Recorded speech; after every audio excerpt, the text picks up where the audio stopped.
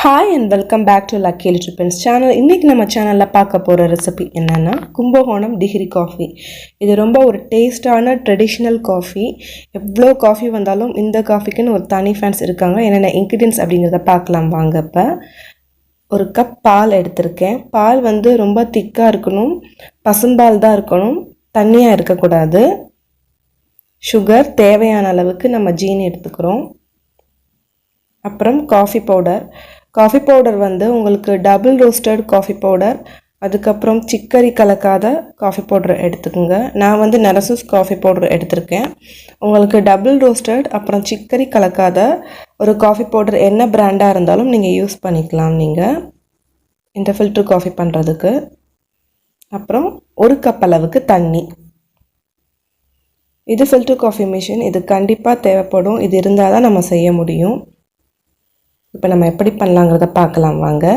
First ஒரு பாய்லரில் நான் ஒரு கப் அளவுக்கு தண்ணி எடுத்திருக்கேன். நீங்கள் நார்மல் ஸ்டவ்லேயும் பண்ணலாம். உங்களுக்கு பார்க்க கொஞ்சம் வித்தியாசமாக தெரியணுங்கிறதுக்காக நான் பாய்லர் யூஸ் பண்ணியிருக்கேன்.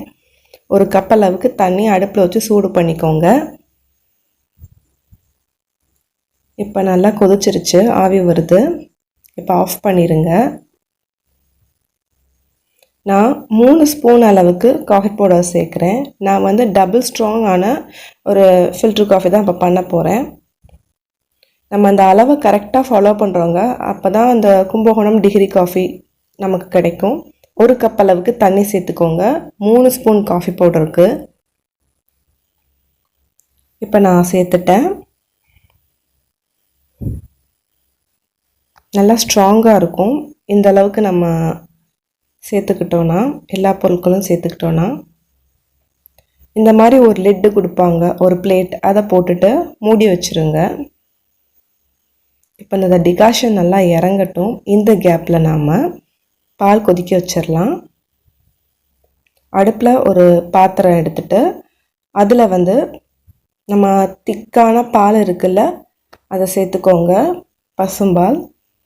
ஒருவேளை உங்கள் பால் ரொம்ப தண்ணியாக இருந்துச்சுன்னா கொஞ்சம் நல்லா கொதிக்க வைங்க, ஓரளவுக்கு திக்காகிற வரைக்கும்.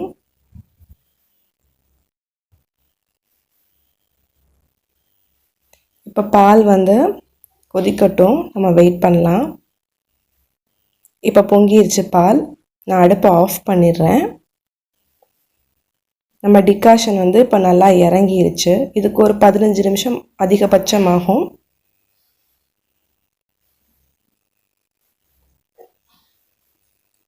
இப்போ ஒரு காஃபி குடிக்கிற ஒரு டவரா செட் எடுத்துக்கோங்க. அது தேவையான அளவுக்கு சுகர் சேர்த்துக்கோங்க.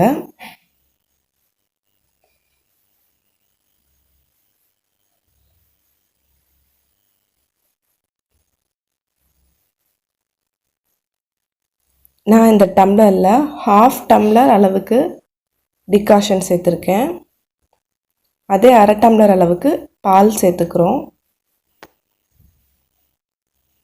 இதுதாங்க கரெக்டான அளவு கும்பகோணம் டிகிரி காஃபிக்கு. 1/2 டம்ளர் டிகாஷன், 1/2 டம்ளர் பால், தேவையான அளவு ஜீனி. இப்போ அதை நல்லா ஜீனி கரையிற வரைக்கும் நம்ம கலந்து விட்டுக்கலாம். நல்லா ஆற்றிக்கோங்க. நமக்கு என்ன தான் வெரைட்டியான காஃபி இப்போ வந்தாலும் இந்த கும்பகோணம் டிகிரி காஃபி தாங்க, அல்லது ஃபில்டர் காஃபி நம்ம வீட்டில் எப்போவுமே எல்லோரும் விரும்பி சாப்பிடுவோம். இப்போ காஃபி ரெடி ஆகிடுச்சு. இந்த ட்ரெடிஷ்னலான இந்த காஃபியை கண்டிப்பாக வீட்டில் எல்லோரும் ட்ரை பண்ணி பாருங்கள். ட்ரை பண்ணி பார்த்துட்டு எப்படி வந்துச்சுன்னு சொல்லுங்கள். எங்கள் லக்கி லிட்டில் பிரின்ஸ் சேனல் பிடிச்சுன்னா லைக் பண்ணுங்கள், ஷேர் பண்ணுங்கள், சப்ஸ்கிரைப் பண்ணுங்கள். மறந்துடாமல் பெல் பட்டன் அமைக்குங்க. அப்போ தான் நான் எப்போ வீடியோ போட்டாலும் உங்களுக்கு வரும். Thank you viewers. Thanks for your வாட்சிங். பாய்.